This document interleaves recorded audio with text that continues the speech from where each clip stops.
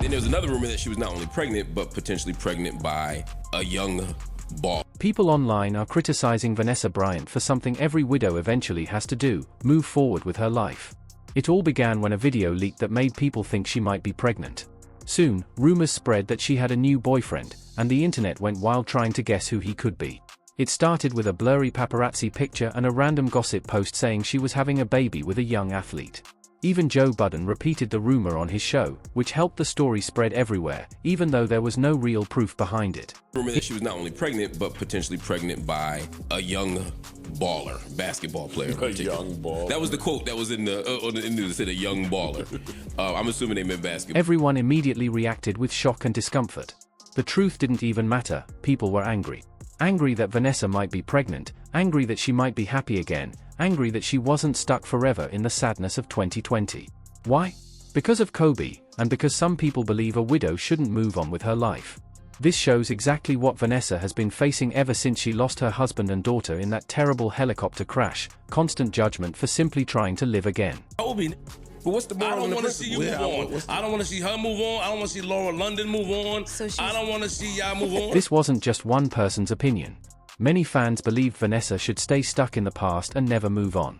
And when she didn't, they started criticizing her and calling her names. Everybody, like, it's a big chunk of the internet was saying the same They were like calling her all kinds of Vanessa Bryant is not the only widow who has faced this kind of judgment.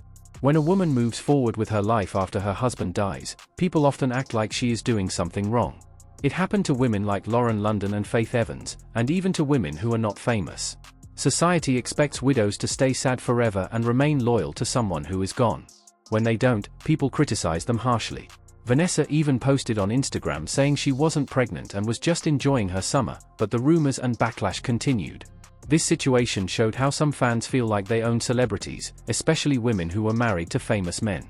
If Kobe was the one left behind and he had started dating again a few years later, people would have supported him and said he deserved happiness. But because it's Vanessa, she is expected to never move on, and if she does, people try to make her out to be a bad person. I think it's hilarious that Kobe Bryant balled so good, his fans are mad that Vanessa Bryant got pregnant. They're like, the only ball you can carry is Kobe's. No more carrying balls. Even in jokes, the message people send is that Vanessa shouldn't have happiness, love, or a future unless it's connected to Kobe. But people forget who she really is. Vanessa has never been only Kobe's wife. She supported him through everything, even the hardest moments like the 2003 case that hurt his career. She raised their children and stayed by his side as he rebuilt his life. Then she suffered the unthinkable, losing both her husband and daughter in the same week. And despite that pain, she still stood up at their memorial and gave a speech that made the whole world cry. Vanessa has shown incredible strength, and she deserves the chance to live and find joy again. You're the best team. We love and miss you, Boo Boo and Gigi. May you both rest in peace and have fun in heaven until we meet again one day. We love you both and miss you forever and always. Mom. How can anyone hear her emotional speech and still believe Vanessa owes the world a life of loneliness? This isn't really about Kobe, it's about control. Some fans think they own his legacy and the woman who helped build it. So now that Vanessa might move forward with her life, they're angry. But here's the truth, this all started as a weak rumor, and yet it has grown into something much uglier. The internet's obsession with Vanessa's personal life shows a larger problem: how society treats widows, especially when their husbands were famous. People expect them to stay in sadness forever. It's also connected to deeper issues like race and the idea that fans have a right to judge her choices. Vanessa deserves to live her own life, not one controlled by the public. This situation comes from an old, harmful belief that a woman's grief is only respected if she never stops grieving.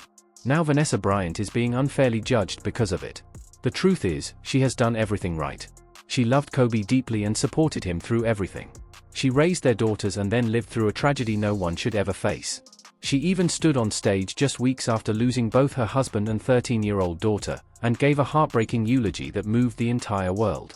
Despite all this strength, some people still expect her to stay sad forever, and that's simply not fair. I want my daughters to know and remember the amazing person, husband, and father he was. The kind of man that wanted to teach the future generations to be better and keep them from making his own mistakes. God knew they couldn't be on this earth without each other. He had to bring them home to heaven together. Think about this for a moment. Vanessa wasn't just grieving her husband, she was grieving half of her family. Even through unimaginable heartbreak, she stayed strong and respectful. Kobe's death was sudden and tragic. On the foggy morning of January 26, 2020, Kobe Bryant and his 13-year-old daughter Gianna took a helicopter to a basketball game at his Mamba Sports Academy. The pilot, Ara Zobayan, and 6 other passengers were with them. Thick fog made visibility difficult, and when the helicopter tried to rise above the clouds, it turned sharply and crashed into a hillside in Calabasas at 9:06 a.m. The crash was devastating, and all 9 people on board died instantly. The world was devastated when the news of the helicopter crash spread, leaving fans, athletes, and celebrities heartbroken. Investigators later found that the pilot likely became disoriented in the fog, causing the accident. Tributes poured in for Kobe and the other victims, honoring their lives and achievements. Still, the loss left a permanent hole for their families and communities. So why, in 2025, is Vanessa being attacked again just because people think she might be dating someone new? The sad truth is that many people believe a widow, especially one married to someone as famous and admired as Kobe, must forever protect his legacy by staying alone and pure. They think she can cry, smile with her kids, or appear at tributes, but she must never move on with another man, especially someone younger or connected to basketball. If she does, people suddenly see her as the villain. This unfair double standard was clearly shown during the Joe Budden podcast conversation, even if the hosts didn't realize it. Move on with my best friend. I don't know what y'all talking about. Go find somebody. Let's be honest. These are the same people who said Vanessa should never move on, and then suddenly changed their minds when they imagined someone they approved of.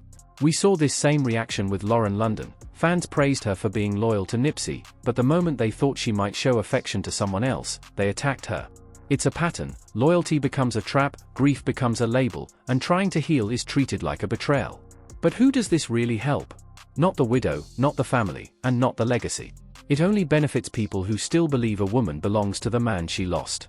And there's also a racial factor here. Black widows receive far more judgment and criticism than white widows ever do. White widows often get positive media attention and support when they move forward in life, magazine covers, movies, and stories about finding love again. But Black and Latina widows like Vanessa get judged harshly instead. They're called opportunists, their bodies are criticized, and angry comments flood the internet. Vanessa wasn't even seen with anyone or confirming any relationship. Just the idea that she might move on, 5 years after losing Kobe, was enough for people to attack her and make her trend for negative reasons. Even on that Joe Budden podcast, they joked about these unfair rules society places on widows and how they're expected to stay sad forever. Interview 9. Even though people joke about it, the message is clear. Some think Vanessa should stay Kobe's forever, even after his death. That's unfair and heavy to put on someone who is just trying to live her life. Everything Vanessa does, her vacations, outfits, and even Instagram captions, is judged by the public. Now, just a rumor that she might be dating someone young and athletic is enough to make people angry. Why? Because many believe grief should last forever. But true healing means learning to smile again and finding hope.